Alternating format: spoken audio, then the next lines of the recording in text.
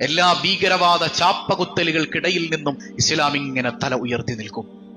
ഇപ്പോ കഴിഞ്ഞ ആഴ്ച കേരളത്തില് അവാർഡ്സ്, സിനിമകൾക്കുള്ള അവാർഡ്സ് പ്രഖ്യാപിച്ചപ്പോ ഒരു സിനിമയിലെ നടിക്ക് ഏറ്റവും നല്ല ആക്ട്രസിനുള്ള അവാർഡ് കിട്ടിയതാണ്. എന്തായിരുന്നു സിനിമയുടെ പ്രമേയം? ഉസ്താദ് സിനിമ കണ്ടോന്നൊന്നും ചോദിക്കണ്ട, ഇന്ന് കാണാതെ തന്നെ നമുക്ക് കാര്യങ്ങളൊക്കെ അറിയാൻ പറ്റുന്ന കാലഘട്ടം. റിവ്യൂസ് എത്ര കൃത്യമായിട്ട് നമ്മുടെ പിള്ളേര് റിവ്യൂ ചെയ്തിട്ടുണ്ട്. അവിടെ കാണുന്ന ചില സംഗതികൾ ചിലപ്പോൾ നമ്മളിങ്ങനെ അത്ഭുതപ്പെടുത്തുകയാണ്. പടച്ചോൻ എന്താണ് ഇവർ ഇസ്ലാമിനെ കുറിച്ചൊക്കെ പറഞ്ഞു വെക്കുന്നത്? പൊന്നാനിയാണ് പ്രമേയം. പൊന്നാനി ഏതാണ്? പൊന്നാനിയിൽ അങ്ങനെ ഒരു സംഗതി ഉണ്ടായി എന്ന് പറഞ്ഞാൽ ബുദ്ധിയുള്ള ഒരു മനുഷ്യനും ആക്സെപ്റ്റ് ചെയ്യാൻ പറ്റില്ല. കേരളത്തിന്റെ മക്ക എന്നറിയപ്പെടുന്ന ഇസ്ലാമിക വിജ്ഞാനത്തിന്റെ തിളങ്ങി നിന്ന ഏറ്റവും മനോഹരമായ കാലത്തെക്കുറിച്ച് പറയാൻ പറ്റുന്ന പൊന്നാനി, സൈനുദ്ദീൻ മഖ്ദൂമുമാരുടെ പൊന്നാനി, മഖ്ദൂം രണ്ടാമന്റെ ഫത്ഹുൽ മുഈൻ.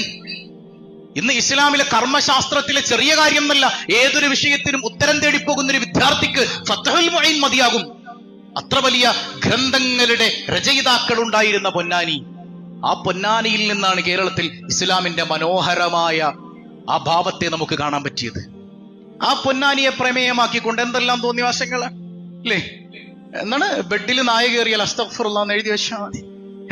എന്തെല്ലാം തെറ്റിദ്ധാരണകള് ഇസ്ലാമിന്റെ പേരിൽ ഉണ്ടാക്കിയെടുക്കാൻ ശ്രമിക്കുന്ന ആളുകൾ. അല്ലാഹു റബ്ബുൽ ആലമീൻ ഈ ദീനിനെ പൂർത്തീകരിക്കും. ഫെമിനിച്ചികൾ എന്നാണ്. ഫെമിനിച്ചി എന്ന് പറഞ്ഞാൽ തന്നെ അതൊരു ഫെമിനിസവുമായി ബന്ധമില്ലാത്ത സാധനമാണ്. എന്താണ് ഫെമിനിസം എന്ന് പറഞ്ഞാൽ? ഫെമിനിസം, യഥാർത്ഥത്തിലുള്ള ഫെമിനിസം എന്ന് പറഞ്ഞാൽ പെണ്ണിന്റെ നീതിക്ക് വേണ്ടി പോരാടുന്നവരാണ്. മറ്റ് ഫെമിനിച്ചിസം എന്ന് പറഞ്ഞാൽ അതല്ല. ഫെമിനിച്ചി എന്ന് പറഞ്ഞാൽ ഞങ്ങൾ കാളിന്റെയും മേലെ കിടക്കണമെന്ന് ചിന്തിക്കുന്നവരാണ്. രണ്ടും രണ്ടാണ്. അതുകൊണ്ട് തന്നെ ഹബീബ് സല്ലല്ലാഹു അലൈഹി വസല്ലമ തങ്ങളെ കുറിച്ച് പഠിച്ച യൂറോപ്യൻസ് പറഞ്ഞു വെച്ചു, മുഹമ്മദ് വാസ് ഫെമിനിസ്റ്റ്. റസൂൽ ഒരു സ്ത്രീപക്ഷവാദിയായിരുന്നു എന്ന്. കാരണം എന്താ? അത്രമേൽ സ്ത്രീകളുടെ ഉന്നമനത്തിന് വേണ്ടി പോരാടിയ ഒരു ലോക നേതാവിനെ എവിടെയും ചരിത്രത്തിൽ വരച്ച് കാണിക്കാൻ പറ്റൂല. സയ്യിദുനാ റസൂലുള്ളാഹ്. ഇത് മുസ്ലിമിന്റെ മാത്രം പ്രശ്നമല്ല. കേരളീയ കുടുംബ സാഹചര്യത്തിൽ ഒരു പുരുഷാധിപത്യം നിറഞ്ഞു നിൽക്കുന്നത് കാണാൻ പറ്റും. അത് ഇസ്ലാമിന്റെ പ്രശ്നമല്ല.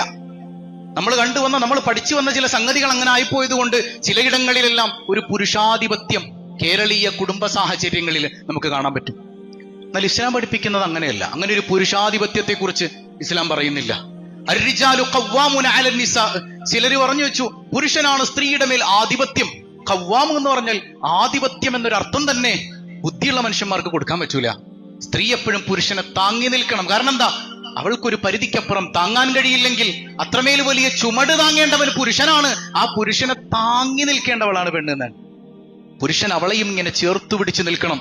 ആ ചേർത്തുപിടിക്കലിന്റെ ഏറ്റവും വലിയ ഉത്തരവാദിത്വം നൽകിയിട്ടുള്ളത് പുരുഷനാണെന്നാണ്. അല്ലാതെ അവൻ അധിപനാണ്, അവൻ ഭർത്താവാണ്, ഭരിക്കും